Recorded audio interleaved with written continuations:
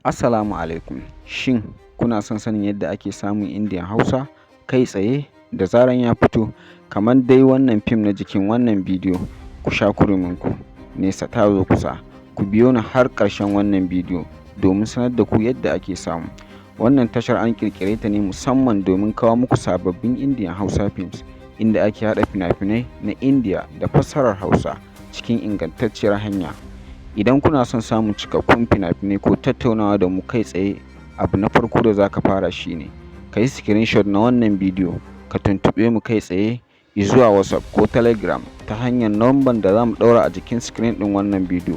Muna maraba da duk wanda yake sha'awar kallon fim cikin harshen Hausa da kuma sababbi ko tsofaffin fassara masu ƙayatarwa. Kada ku manta, ka yi subscribe, ku danna ƙararrawa domin samun sababbin abubuwan da muke ɗaurawa a wannan tasha mai albarka. Mun gode.